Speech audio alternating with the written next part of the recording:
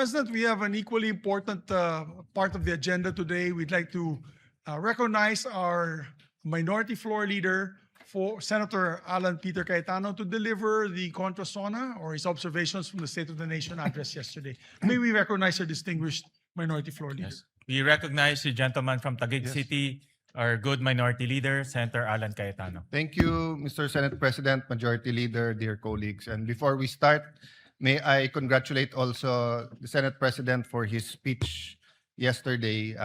Akma talaga sa panahon. Thank you for reminding us to settle down. May we also remind you to settle down since you're still single. Pero mahirap yata yun, minority leader. Mahirap na masaya. Okay. Thank you, Mr. President. May I start by reading a verse from a prophet who is respected by Muslims, Christians, and Jews.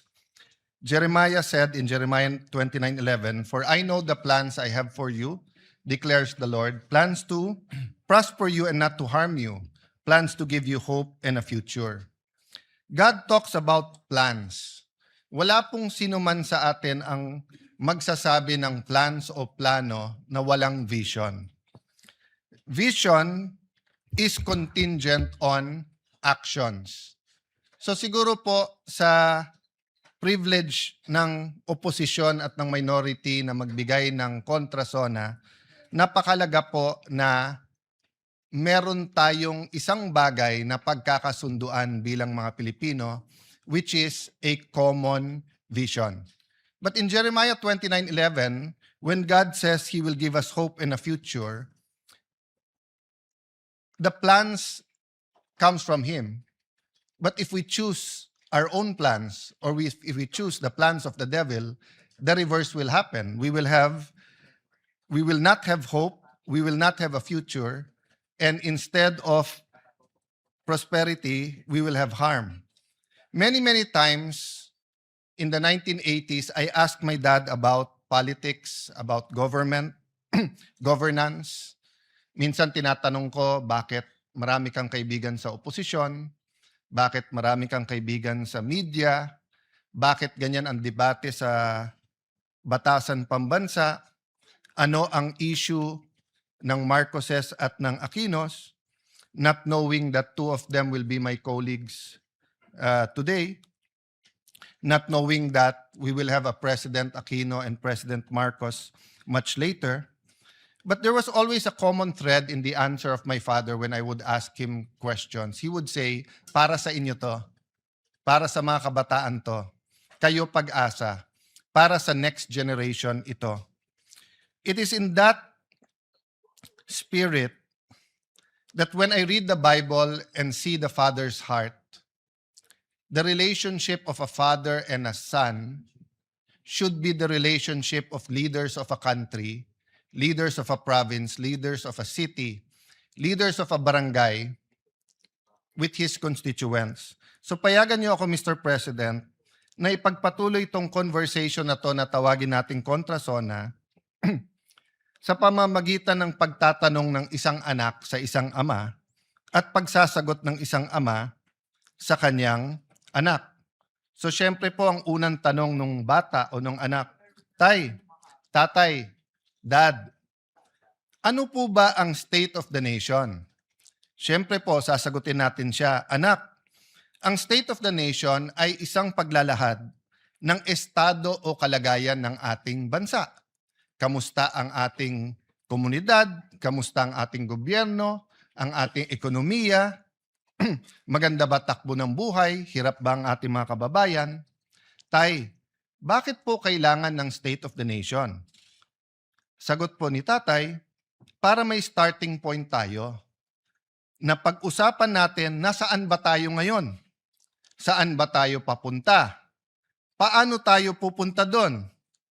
Ano ang vision, goals, plans, at mga programa? Ano ang pananalapi na kailangan natin para ma-achieve yung vision na yon na gusto natin puntahan? Kaya kasunod parati ng SONA, ang pag-deliver ng Executive Department ng national budget or yung kanilang proposal sa both houses of Congress. Anak, nasa demokrasya tayo. Kaya hindi pwedeng diktahan lang tayo. Kailangan natin ng national discussion. Pag-uusap para magkaisa tungo sa isang vision or pinagkaisahan vision para sa ating bansa at ating kababayan. Watak-watak na nga tayo. Lalo pang nagkakawatak-watak kapag ka may mga suliranin o crisis. Ano kaya ang pwedeng magpakaisa sa atin? Or ano po kaya ang pwedeng magbigkis-bigkis sa atin? Una po, ang pagmamahal sa Diyos. Pangalawa ho, pagmamahal sa isa't isa. Pero ngayon po, pag binabash natin yung isa't isa, nagagamit na rin ng Diyos, nagagamit din yung pagmamahal sa bayan, pagmamahal sa isa. So may I propose that we work together for a common vision. We will disagree how we get there. We will disagree what to prioritize, how much to put where, how much time to spend on each issue. But if we agree on a common vision, then we have something to truly give the next generation. Tay, ano po ba ang vision? Ano po ba ang goals? Ano po ba ang plans? Vision ay siyang nakikita ng isang leader o na isang community. Ito ay isang kaisipan na kung saan niya gustong dalhin ang kanyang pinamumunuan. Kailangan ng pagkakaisa papunta sa isang vision. I'm reminded of the story told by many people, including Dr. Miles Monroe, of the story of Walt Disney. There was this particular ride that was going to be groundbreaking, first of its kind sa Disneyland.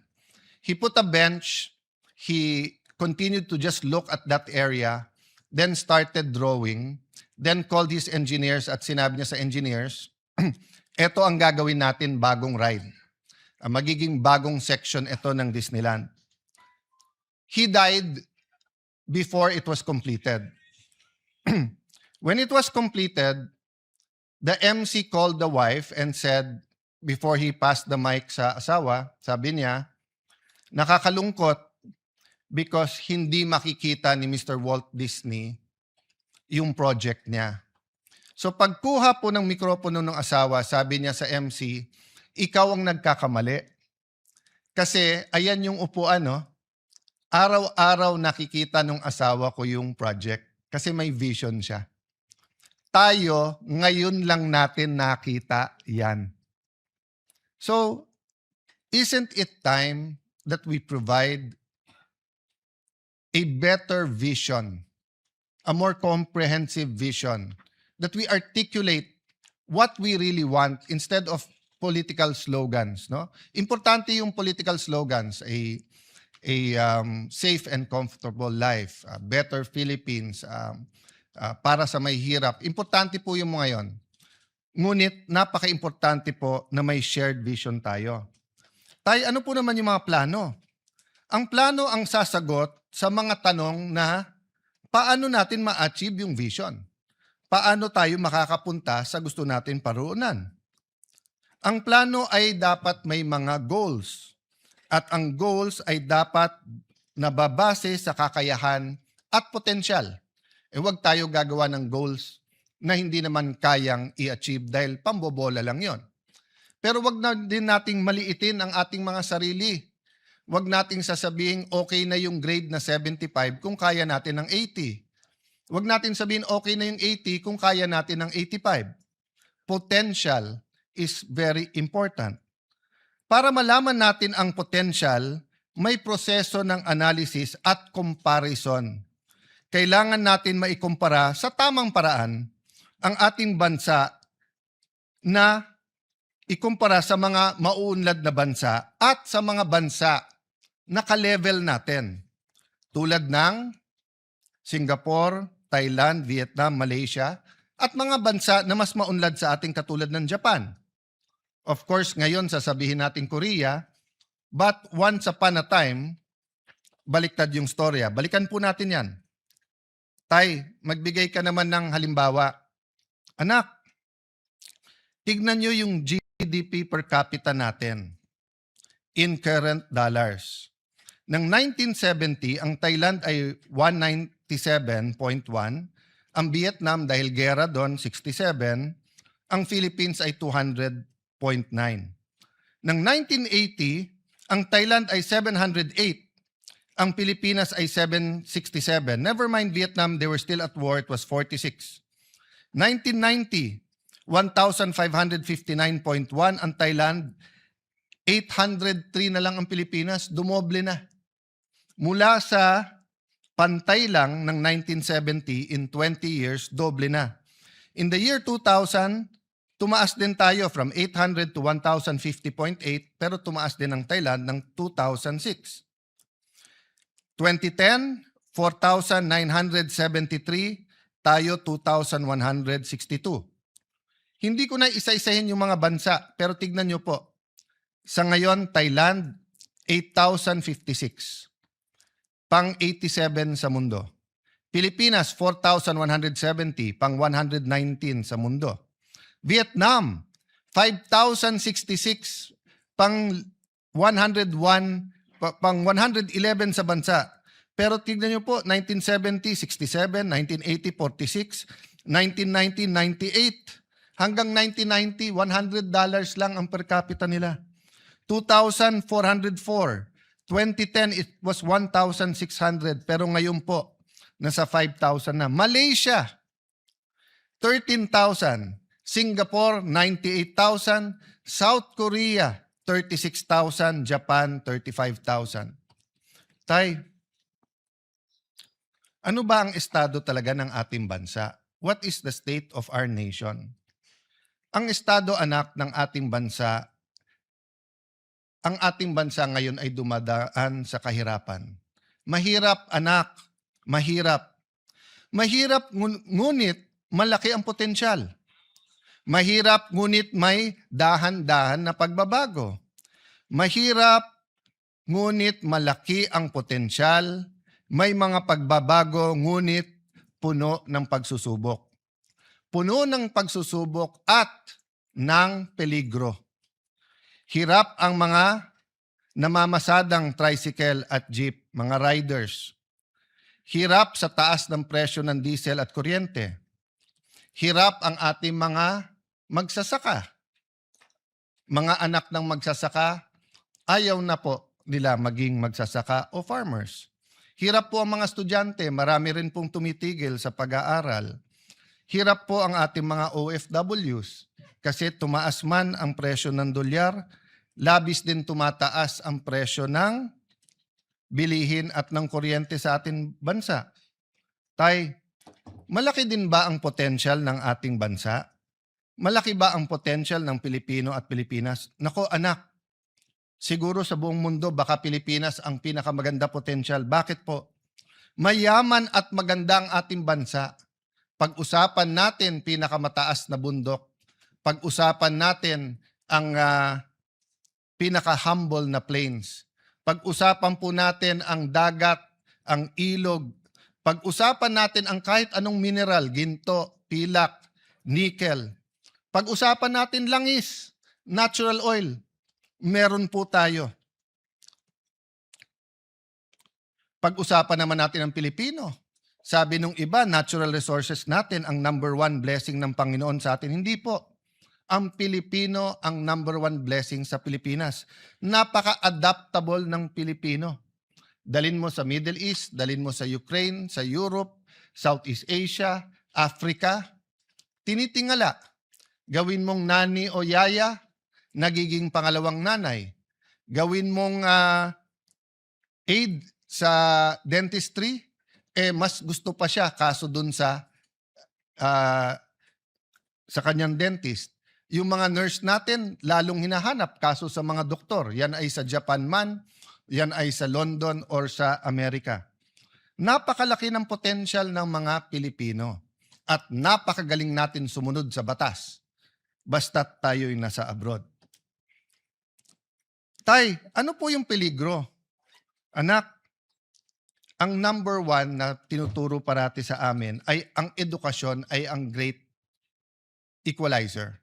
Yung aking ang ama ang sabi sa amin, anak, lahat ng iiwan ko sa inyo, pwedeng mawala, pwedeng mawaldas, pwedeng nakawin, pero ang edukasyon na nakamtam mo, walang pwedeng magnakaw sa iyo yan. Pero bakit ko sinasabi may peligro? Unang-una po, yung sa problema ng pagkabansot or yung pong sinasabing stunting. Sinasabi na hanggang 25% or 1/4 po ng Pilipino ay nasa endangered ng stunting. Naging bisita po ng Pilipinas ang Pangulo ng Singapore at naging privilege po ng Taguig na maging bisita dahil may proyekto po sa ospital ang kanilang isang foundation, ang Temasek, at napakaganda ng mga teknolohiya. Pero nagulat po kami sa speech ng Pangulo ng Singapore. Sabi niya, kasi ito'y isang finance person, magaling sa negosyo, magaling sa finance. Sabi niya, sa lahat ng nakita niya sa gobyerno, ang pinakamalaking return sa tao ng isang bansa ay yung first 1,000 days. Yung simula sa mabuntis hanggang 1,000 days nung bata, sapagkat pag siya'y nabansot at apektado ang kanyang mental and physical growth, apektado din po ang kanyang emotional growth, apektado ang kanyang health. So kahit anong scholarship, kahit anong gold card ng PhilHealth na ibigay mo sa bata na nabansot na, ay hindi mo na maibabalik. Hindi mo na yung stunting ay pwedeng maging irreversible. So yun po ang number 1. Kailangan natin pagtulong-tulungan yung peligro sa ating bansa yan. Can you imagine 1 out of 4 Filipinos who could be the best pilot, the best accountant, the best lawyer, who could be someone who discovers the cure for cancer, who could be the next Hollywood star, who could be the next tennis star after Alex, the next Carlos Yulo. Hindi niya makakamtan ang kanyang pangarap at kanyang potensyal. Bakit po? Dahil hindi kaya ng magulang niya, pero ang gobyerno bilang pangalawang magulang ay may ibang priorities. Siguro naman, Mr. President, dear colleagues, we will all agree. Stunting has to be a priority. We keep doing the same thing and expecting different results. Mali po yun. Mga suliranin sa ating education system. I recognize every single person, our Secretary of Education, Secretary Angara, our colleague Bam Aquino, every single person here, Ate Pia, Tess Daman, Joel Villanueva, lahat po. Siguro, isa-isahin ko lahat ng senador dito. Of course, committee chair din ng Education Committee who did a great job, si Senator Win Gatchalian. Lahat po tayo ay may contribution sa edukasyon. Pero ano sabi ng EDCOM? Yung K-12 na dapat 12 years, 7.5 years lang. So, ang sinasabi natin sa buong mundo, K-12 kami. So, akala nila 12 years ang education natin. Hindi po, 7.5 lang. So, una ang forma, kaso sa substance. Sinasabi ko po to dahil peligro po to. Kahit anong pagbabago ng curriculum, kahit anong dagdag ng mga gadgets, kahit anong modern equipment, kahit anong taas ng sweldo ng ating mga teachers, kung punong-puno ang classroom at half day, at 7.5 years lang sila, para tayong K-8, kulang pa, bitin pa ng 0.5.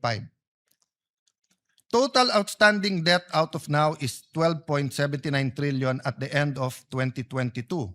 The debt increased by 45% to 18.55 trillion as of the end of 2026. Bakit po ito peligro? Yes, numbers lang po yung utang at depende din po ang utang sa ratio niya sa GDP. Pero ang problema po, dahil sunod-sunod ang problema at mga problema, whether it's man-made or outside our control, since the pandemic in 2020 till now, nasa lugar na tayo kung saan hindi tayo basta't makautang. So yung ibang bansa, nung dumating yung Israeli, Iranian, US conflict, nakautang, nakagawa ng mga programa. Tayo, dahil nga sa laki ng utang, yung fiscal space kung pag-usapan, ay problematic na. Hirap din po ang ating mga magsasaka. Kanina lang po, yun po ang pinag-uusapan dito. Senator Pangilinan, Senator Loren, Senator Amy na may puso talaga sa agriculture. Kaya kung sino man ang magsasabi sa atin na okay naman ang takbo ng ating agriculture, let's agree to disagree. Kasi I think in the last 40 years, I'm not blaming only this administration, we haven't figured out how to really modernize, how to bring back the enthusiasm in agriculture, how to make it really a good business that people will go into farming. Actually, maraming mayaman na pumapasok sa farming. Pero yung mahirap na farmers, umaayaw sa farming. So isang problema talaga yung kapital. The share of agriculture, forestry, and fishing sector to the GDP steadily declined to its lowest point of only 7.9% in 2025. Agriculture's share in the total workforce has steadily declined 26.99% in 2016. 8 years lang po. In 2024, it was only 20.61% as the economy shifts towards services and industry. Maganda naman po ang services at saka industry. Pero nakita natin yung problema ng supply chain. Nakita po natin yan nung pandemic. Kailangan ng isang bansa na singyaman natin both sa lupa at sa forest, sa bundok at saka sa dagat. Kailangan we learn to be self-sustaining and produce our own food. Agricultural workers are also receiving the lowest wages among economic sector. Poverty incidence remains high among agricultural workers and farmers, 27%, and fisher folk, 27.4%, based on PSA data of 2023. Parati kasi tayong nagdi-disagree, kaya napabayaan ang agri. 'Di ba? Marami po talagang magaling sa Pilipinas, 'di ba? We really disagree with many things.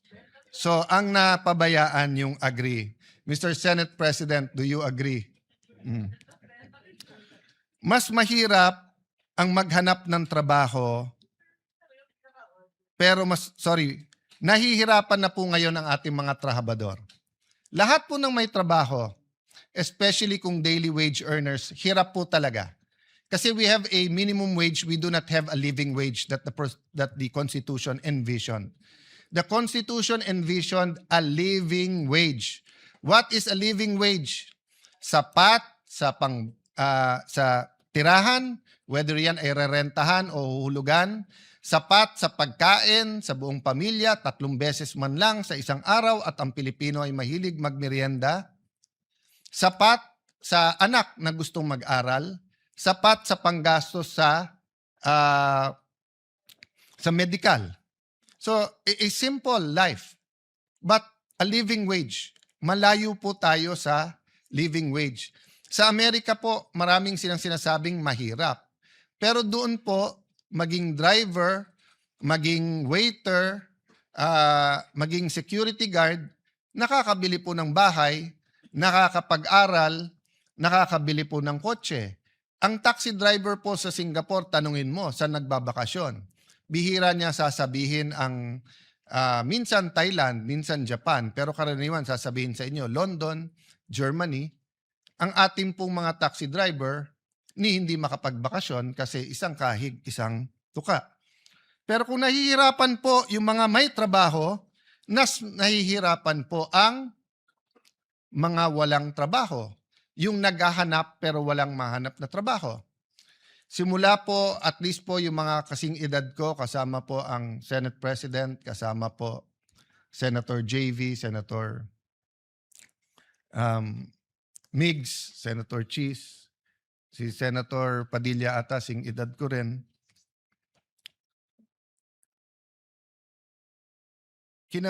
Namulat na po kami na may OFWs.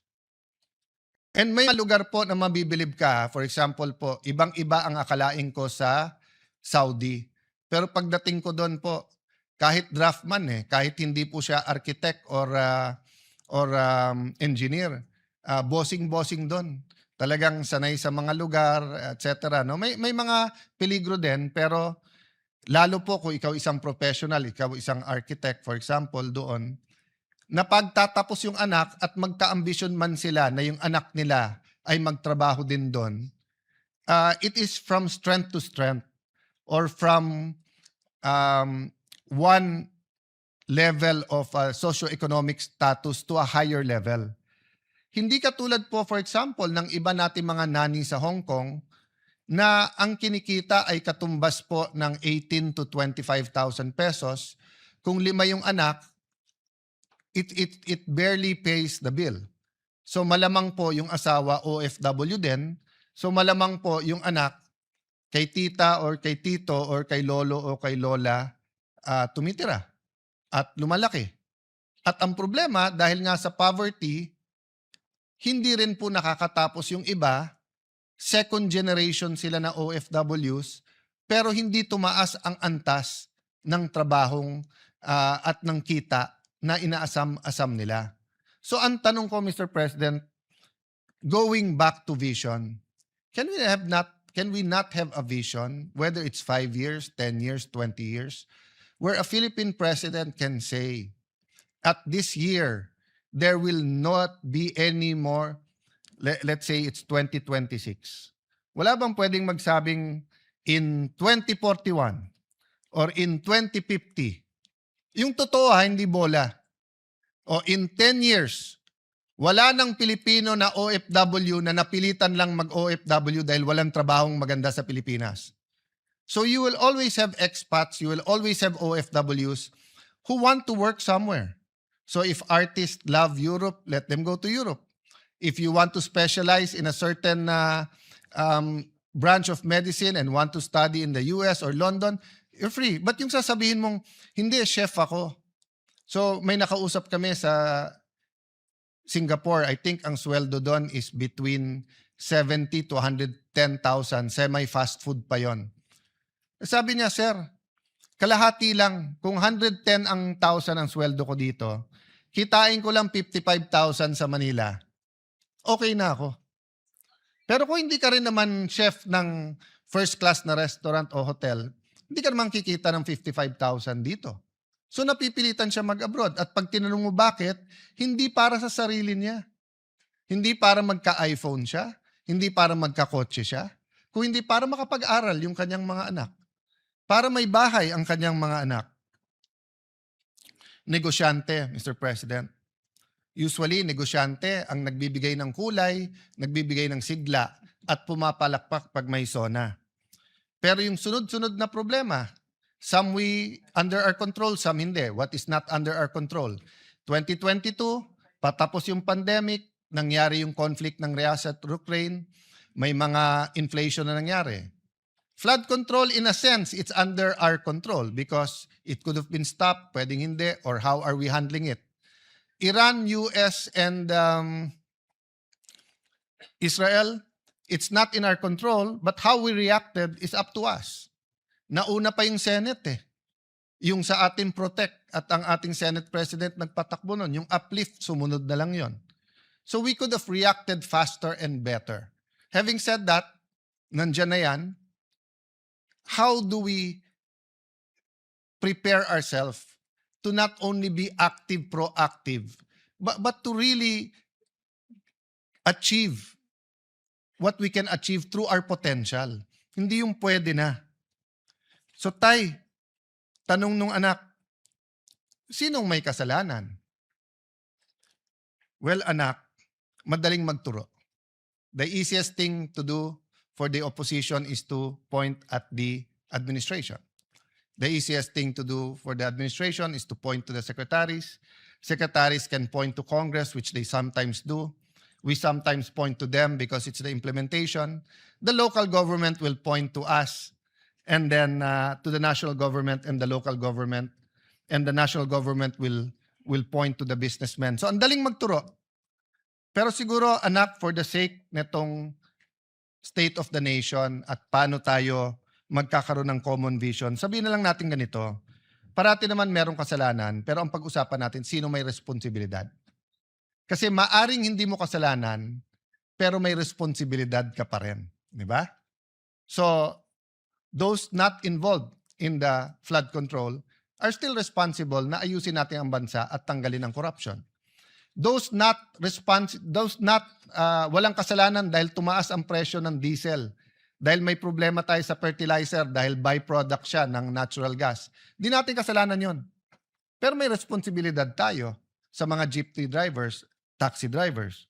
Sa ating small businesses, all around the world, same statistic, halos. Sabi po natin dito, and I think the Senate President cited this during his opening of the session yesterday, 99.63% of establishments are micro, small, and medium enterprise, contributing 66.97% to job generation and 40% to our GDP. Pero anong number one problema ng negosyo sa ating bansa? Dagdagan ko pa, problema ng gusto magnegosyo, may magandang idea, masipag, matalino. Pero ang problema, walang kapital. Pag tinanong ng gobyerno, ang gobyerno, saan kami kukuha ng kapital? Sasabihin bangko. Hindi ka naman basta pautangin ng bangko eh. Land bank nga eh. Nasa batas na nga na magpautang sa magsasaka. They'd rather pay the fine than magpautang sa mga agribis na maliliit. Kung wala ka rin isasanla sa bangko, wala ka rin titulo ng lupa o wala kang sasakyan, wala kang mga ari-arian, sasabihin sa'yo, diyan ka sa pawn shop. Eh sa pawn shop, bukod sa mataas ang interest, may isasanla ka pa rin. So, saan ang baksak ng ating mga kababayan? Sa 5-6. Don't get me wrong. 5-6 is a service. Di ba? So, for example, sa palengke, wala ka ng kapital, eh may piyesta o kaya Pasko, maraming namamalengke. Eh kung kikita ka naman ng more than 20% in 1 month, let's say 25-30% tubo mo o kaya 10% per week, so 40% a month, kapit ka na sa patalim sa 5-6. Kasi yung 5,000 mo, babayaran mo ng 200 a day, 6,000, may get 20%. Pero napakataas pa rin nun. Ang yumayaman sa Pilipinas, yung nagpapautang ng 5-6, hindi po yung umuutang. So pagdating po sa gobyerno, sabihin, ilan administrasyon na, sir, bakit hindi natin magaya yung 5-6? Bakit hindi tayo magkaroon ng programa? Ano to ha? The estimates are 20 billion, 50 billion, 200 billion. It's big business. Ano sagot ng gobyerno? 5-6? May pamalit ba tayo doon? Ang sagot ng gobyerno, 6-7. 6-7 lang. O, i-google nyo yung 6-7, walang ibig sabihin. So, balik ka na naman sa 5-6.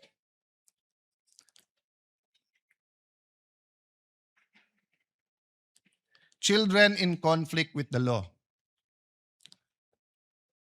Yan ay isang debate. Mainit ang debate dyan. Pero hindi ba mga kababayan, mga kapwa magulang, kung itong tatay na to ay sinasagot po ang tanong ng anak? Responsibilidad din yan ng magulang, ng teachers, ng simbahan, ng mga komunidad.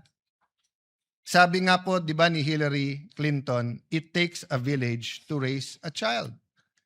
Yes, there is something that caused that child to become violent.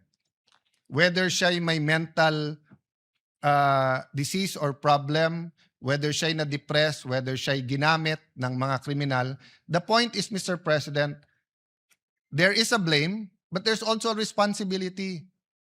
Pag ang isang lugar, whether sa US yan, whether sa Latin America, whether yan po ay sa Africa, whether sa Tondo, whether it's in any rough neighborhood, at sasabihin marami ng gangs yan, it is our joint responsibility.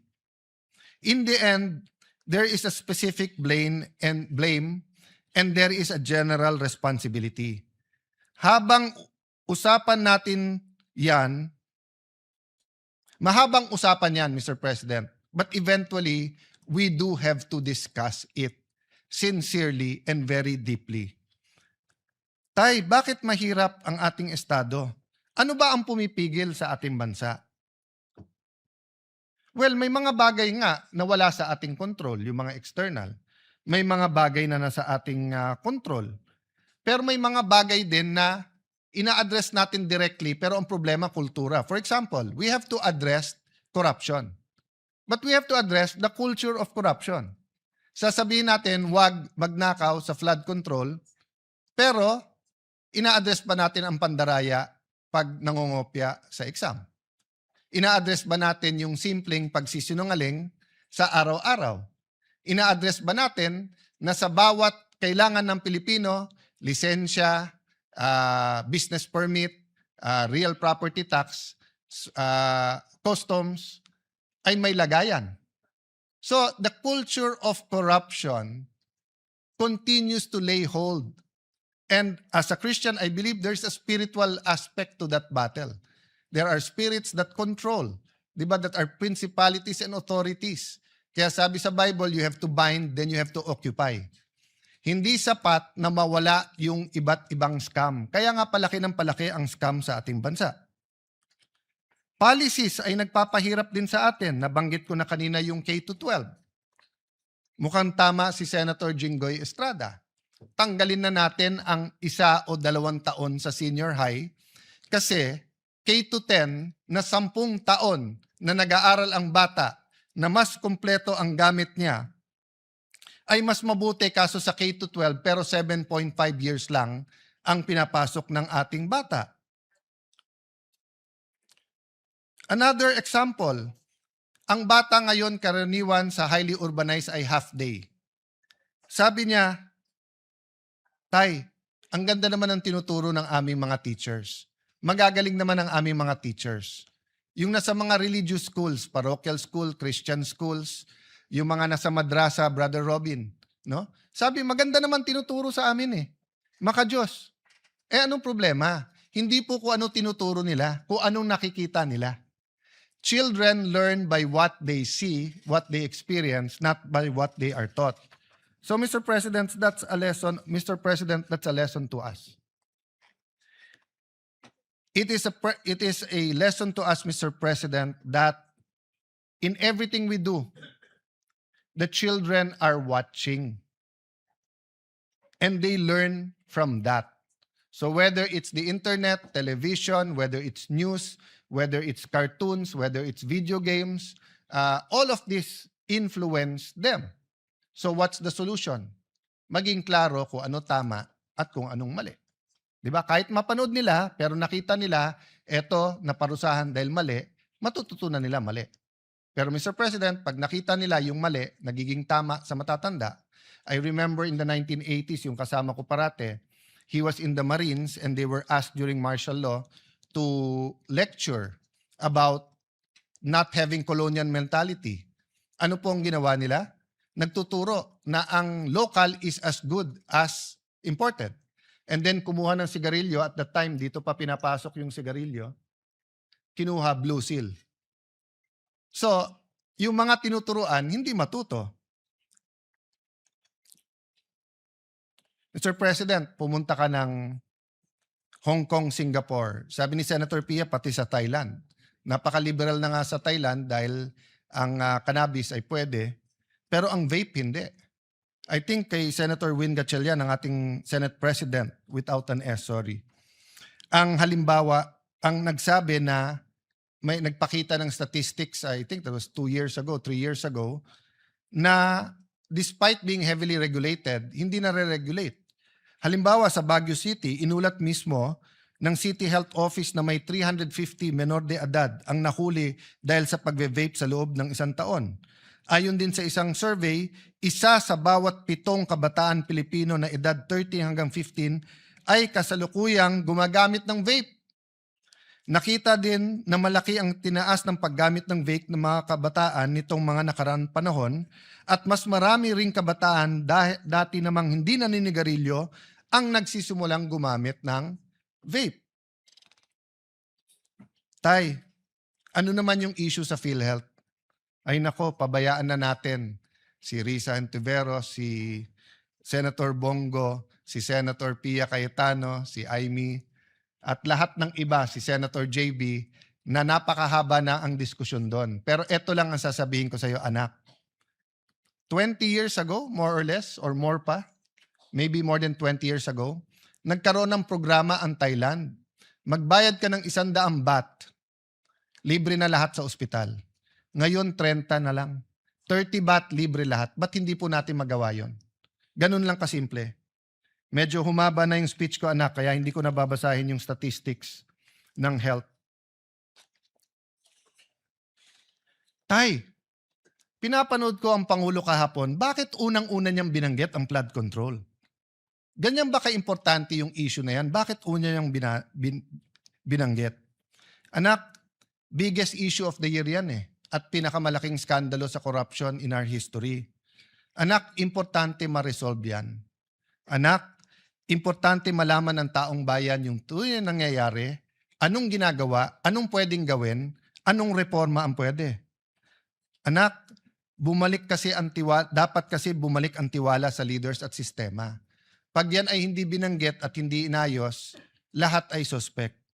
Anak, napaka-importante, madapa man ang isang bansa, ay siya'y bumangon. So, in other words, genuine reforms. Symbols matter, anak. Pag may mga skandalo na tumatama sa isang bansa, may isa o dalawa na bukod tangi dahil nagiging simbolo.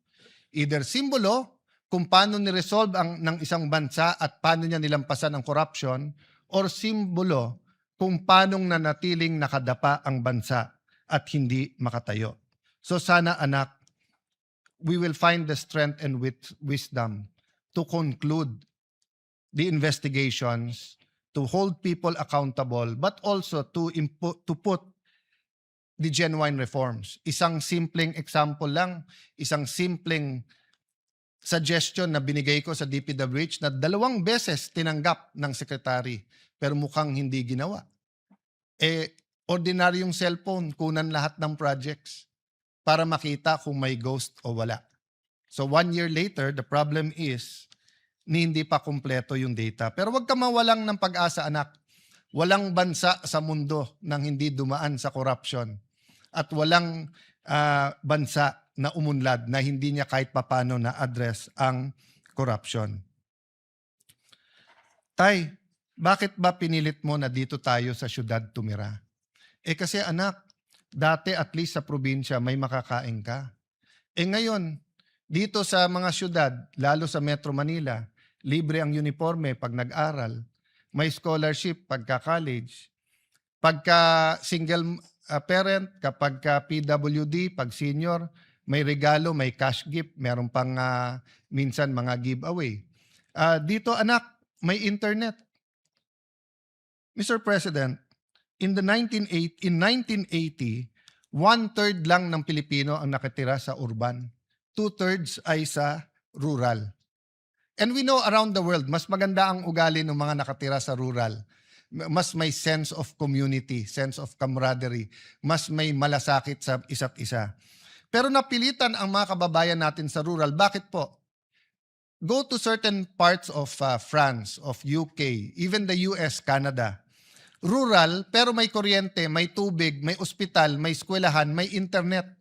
Sa atin hindi. Pag sinabi mong urban, sigurado po yan, mayaman. Pag pumunta ka ng rural, mahirap. Ang problema, ang mahirap sa rural, pag pumunta sa urban, mahirap pa rin. Mas maginhawa buhay, pero mahirap pa rin. Mahirap po. So, Mr. President, we should have a real rural development project. That was something I heard a lot in the 70s, 80s, 90s. Pero siguro kasi mas maganda talagang ang sabihin sa isa't isa, sa syudad ako nakatira, nakakalimutan natin. May I pay tribute to isang USEC ng DBM, I think USEC Abuel. I remember when she topped the bar, sabi ng isang reporter sa kanya, "Ma'am, ano pakiramdam mo ng isang taga-probinsya ay nag-top ng bar?" The reporter, I think from there, but I'm not sure from Manila or from there, was referring to na hindi ka taga Manila. Kasi dati, karamihan ng top 10 nandito sa Manila, Manila Law Schools. Sabi po niya, excuse me, Baguio is a city. So hanggang ngayon po sa atin sa Metro Manila, pagka hindi ka sa Metro Manila or Metro Cebu o Metro Davao, or minsan taga Metro Cebu ka na, Metro Davao, ang dating sa atin sa mga Metro Manila, taga probinsya kayo. Walang masama po maging sa probinsya. Ang problema po, bakit wala tayong rural development program? Which brings us to transportation. Mr. President, ako'y natutuwa na narinig ko po yung additional trains at stasyon na sinabi in both zonas. Last year zona at ngayon. Pero bakit po, kung titignan natin ang national budget, kalye pa rin ang ating tinututukan? Tignan nyo po ang Laguna Lakeshore, yung ginagawa pong highway po dyan. Nasabi natin last year at umuo ang DOTR Secretary, umuo ang DPWH Secretary, na pag-aaralan nila kung lalagyan man ng kalye, lalagyan din ng tren. Pero wala akong nababalitaan magandang plano para sa tren na magkakabit ng probinsya ng Rizal, probinsya ng Laguna at Metro Manila. Napakasimple lang po niyan. Ginagawa na po yung kalye. Nire-reclaiman na po yung lake. Ganon din po ang Mindanao Railway. I have to speak because wala po dito si Senator Bato. Pero sa last year budget natin, inamin po ng DOTR kung lalagyan lang nila ng 10 bilyon. And I think Senator JV mentioned this 7 years, basta bago ako mag-DFA or after ko mag-DFA, binabanggit na to. So nagka-problema sa funding sa China. Pero yung phase 1 po ay pwedeng pondohan ng ating gobyerno. Bakit hindi? Huwag tayong pumayag na yung pagkakamali ng Metro Manila at ng ibang lugar sa Luzon ay maging pagkakamali ng Mindanao. Kasi unlike Visayas na grupo ng mga isla, ang Mindanao ay mas halintulad sa Luzon, pero mas mayaman sa Luzon. So sana naman po sa 2026 budget, may pondo na po ang Mindanao railway system regardless kung sino nagtatap ng survey sa Mindanao. Patapos na to, Mr. President. Makwento po kasi si tatay at si anak.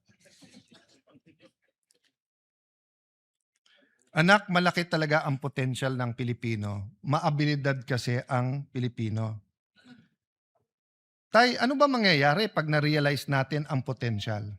Anak, lahat ng komunidad, lahat ng lugar, lahat ng Pilipino ay makikinabang. E di tay, ba't hindi natin gawin? Maraming dahilan, anak, pero isang dahilan, algorithm. Ngayon, para na tayong fraternities na nagrarumble. Na experience ko sa University of the Philippines, pag may rumble at may brad ka na nagulpe o meron kang gugulpihin, hindi na importante sinong tama at mali. Ang importante, protektahan mo brad mo. Sa ating national discussions, sa impeachment, sa flood control, sa iba't ibang mga issue, ang kampihan natin, masarap man kung mas marami kang kakampi, wala nang sanity eh. Algorithm. Parang fraternity, kahit mali, kampihan ka na lang. That's a problem, I don't know the solution. But what can I tell you, anak? Noong 1960s, we were second only to Japan. President Erap kept on saying this during their presidential election in 1998. So ni-research ko yan. Meron palang World Bank study na nagsabi, ang pinakamalaking potential ay Pilipinas, ang pinakamaliit na potential, Korea, Taiwan, Vietnam. Bakit po? Dahil po sa mga gera at kondisyon ng kanilang bansa. Ang Korea, yung Korean War, pero dahil din sa sobrang winter doon. And this was the 1960s. The technology was much less. We know about Taiwan dahil nga po sa revolution sa China, and we know about Vietnam that had a long war between the South and North at saka yung hilahan during the Cold War. But wag na nating pangarapin na maging second tayo sa Japan, sa Asia. Balik tayo sa 70s, 80s. Vietnam, nasa ilalim natin. Thailand, kapantay natin. Mas moderno tayo sa Malaysia. Pero ngayon, sabihin nyo, whether infrastructure, whether tourism, whether manufacturing, kung ano-anong pag-usapan po natin, naiiwan na po tayo ng ating pong mga neighbor. So anak, we have to get our acts together. Anak, hindi ko na isa-isahin Malaysia, Thailand, Singapore, Vietnam. Kung may pera tayo, puntahan natin. Kung wala, i-internet mo na lang pero makikita mo yung ganda. Pero anak, pinakita ng tatay ko to sa akin. With your permission, Mr. President, can I show the picture of Singapore in the 1950s? In the 1950s po, Singapore was a fishing village. Maraming potential, maraming maganda, pero wala po kasi silang natural resources. Tapos may problema sila with Malaysia, may racial problems. In fact, maraming taga Davao ang meron pong nani na galing po sa Singapore. Pero ngayon po, ano na itsura ng Singapore? Next slide, please. Next slide, please. At kahit anong indicator po, human index indicators, health, education, quality of life, safety, kung hindi number 1, number 2 ang Singapore. So madalas sabihin ng aking ama sa akin, anak, isipin mo, 1 generation lang kaya yan. Kasi yung iba sinasabi, 100 years, 200 years. Hindi, 1 generation. But you know, my good friend and brother in Christ, Jeremiah Belica, who's here, the irony is we were in Singapore and we had a conference talking to Christians from all over the region and pinakita niya tong picture na to or similar to this. Next slide, please. He showed this picture. Hindi niya ni-label nun, kaya hindi ko nakilala kaagad. And it wasn't so far ago. It was in 1996. Ito po ang itsura ng Bonifacio Global City. Next slide. Pinakita niya po ano na ang itsura ngayon ng Bonifacio Global City. In 20 to 30 years po, not only did a city rise from 5 million a year in 2009 na budget sa scholarship, 1 billion na ngayon.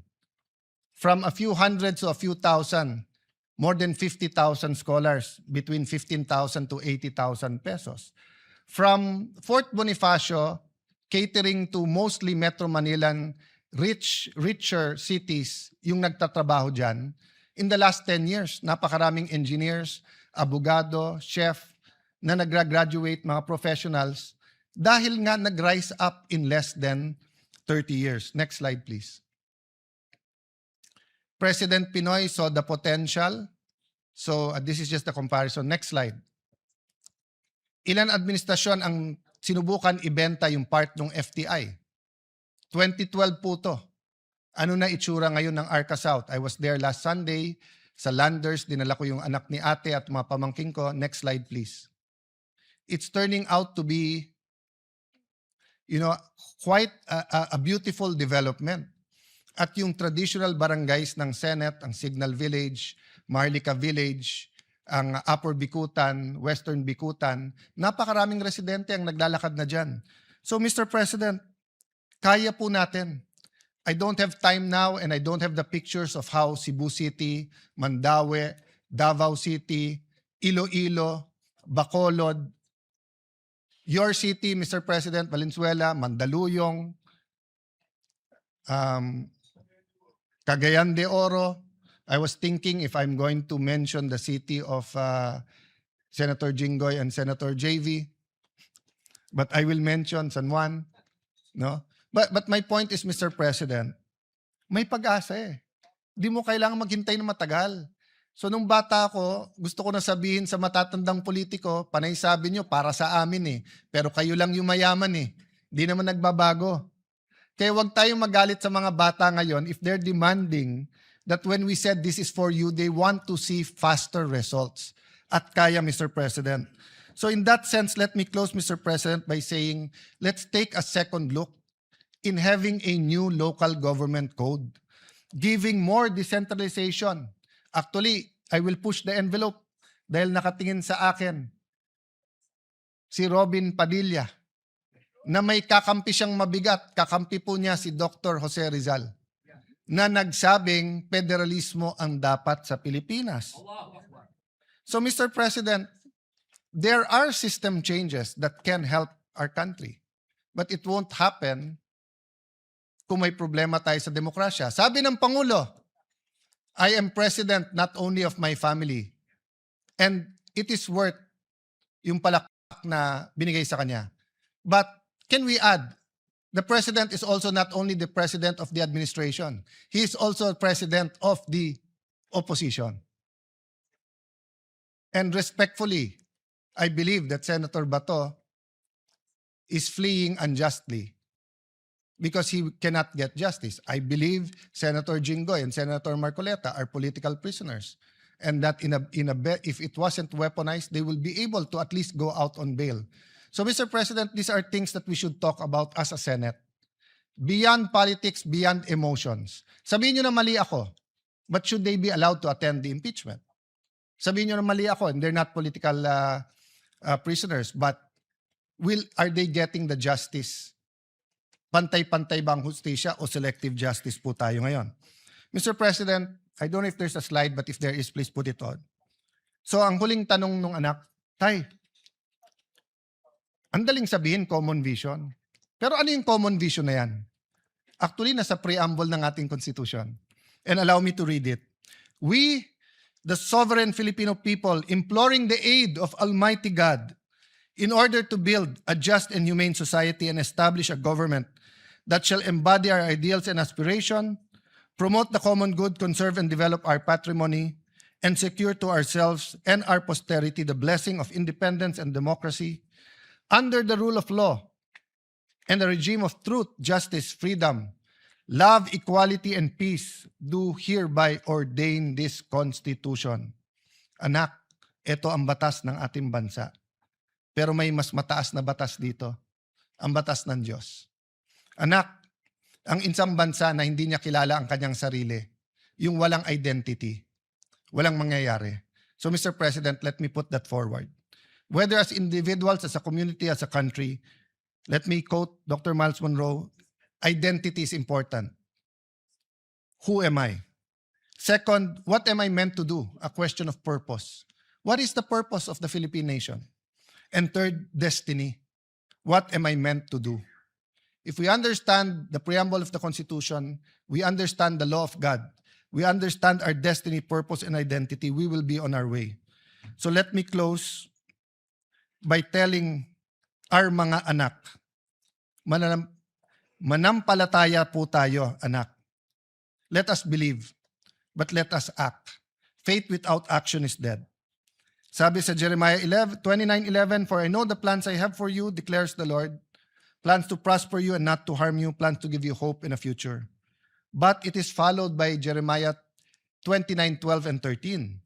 Then you will call upon me and come to pray to me, and I will listen to you. You will seek me and find me, and you will seek me with all your heart. So that's my prayer today, Mr. President, that despite the toxic politics, despite our disagreements, let us all seek God and have faith that when we seek Him, we will find Him. And when we find Him, He will show us His plans to prosper us and not to harm us, plans to give us hope in the future. Thank you, dear colleagues, for this opportunity.